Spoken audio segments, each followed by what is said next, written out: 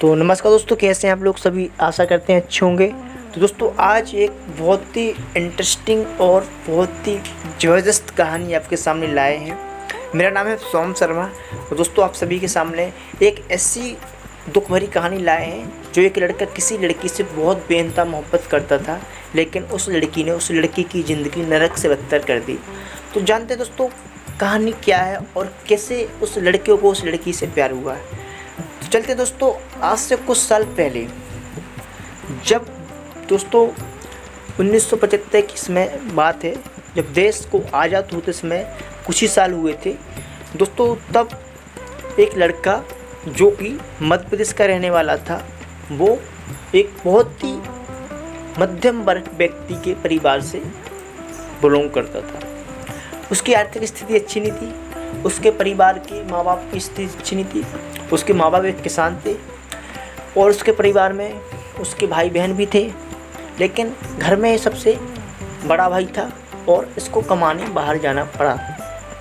इसलिए ये सोचता है कि मैं घर पे क्या करूँगा, मेरे 2 भाई हैं, एक मेरी बहन भी है और मेरे माँ बाप के पास इतनी ज़मीन भी नहीं है, तो वो क्या करेंगे।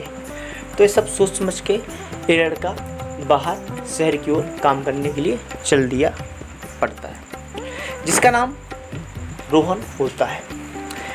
ये मध्य प्रदेश के अंदर मध्य प्रदेश का शहर जबलपुर पहुंचता है, जहां इसको एक प्राइवेट कंपनी में काम मिल जाता है। ये लड़का वहां काम करना शुरू कर देता है और एक किराए से कमरा ले लेता है। धीरे धीरे समय गुजरता है, रोहन अच्छा कंपनी में काम करने लगता है और इसको टाइम पे टाइम पैसा आता है और कुछ पैसा अपने खर्च के लिए और कुछ पैसा अपने माँ बाप अपने भाई बहन की पढ़ाई के लिए अपने गांव भेजता था। धीरे धीरे समय गुजरा।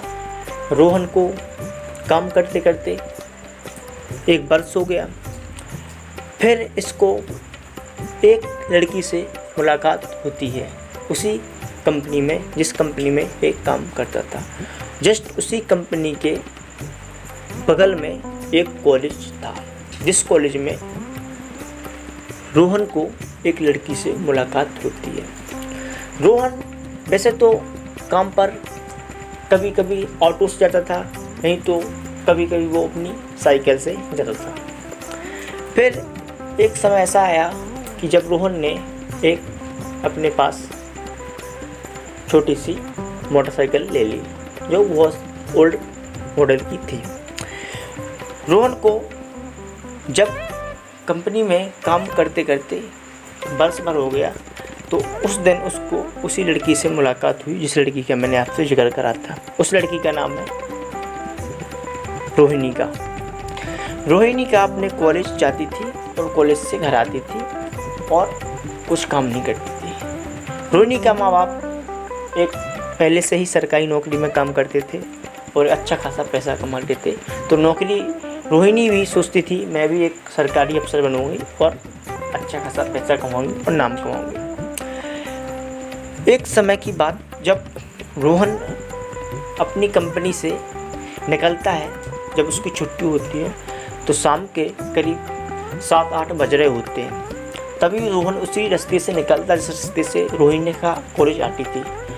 रोहिणी का कॉलेज से आई और वहाँ से कोचिंग गई। कोचिंग से आते आते रोहिणी का को समय बहुत हो गया और 7-8 बज गए। रोहन भी उसी टाइम अपने कमरे पर जा रहा था। तब रोहिणी ने रोहन से लिफ्ट मांगी, तो रोहन ने अपनी बाइक रोक दी। फर्स्ट टाइम रोहन ने किसी लड़की को अपनी बाइक पर और किसी लड़की से बात करी, जो कि रोहन के लिए बहुत ही एक भावपूर्ण और एक अच्छा महसूस करने की बात व्यतीत होती है। क्योंकि कोई लड़की से पहली टाइम और फर्स्ट टाइम बात करे और जिस लड़की से, तो उसको कुछ अच्छा फील होता है और आप समझते हैं। तो फिर दोनों की बात होती एक दूसरे के बारे में जान पहचान निकालते रोहन ने रोहिणी को उसके घर तक ड्रॉप किया। आखिर टाइम रोहिणी ने रोहन से पूछ लिया कि तुम अपना नंबर दोगे क्या मुझे। तो रोहन ने डरते डरते बोला कि नहीं, मैं दे सकता, क्योंकि मैं बहुत डरता हूँ लड़कियों से। लेकिन रोहिणी नहीं मानी और उसने उसका मोबाइल लिया और अपना नंबर डालकर रोहन का नंबर ले लिया। धीरे धीरे समय गुजरा, रोहन अपने काम पर जाता था, रोहिणी अपनी कॉलेज जाती थी। उस किस्से के बाद 3 दिन बाद रोहिणी का फ़ोन रोहन के पास आता है और रोहन से बोलती है कि रोहन, मैं रोहिणी बोल रही हूँ, जिसको तुमने पिकअप करके उसको घर तक छोड़ा था।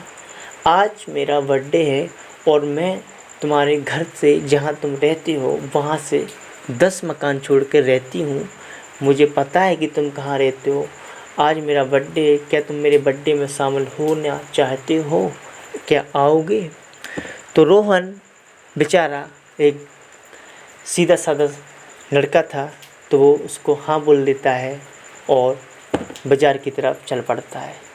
इसी बीच रोहन सोचता है कि चलो यार, रोहिणी का आज बर्थडे है, फर्स्ट टाइम उसके घर जा रहे हैं, उसने बुलाया है, तो उसके लिए कुछ गिफ्ट तो ले जाना पड़ता है।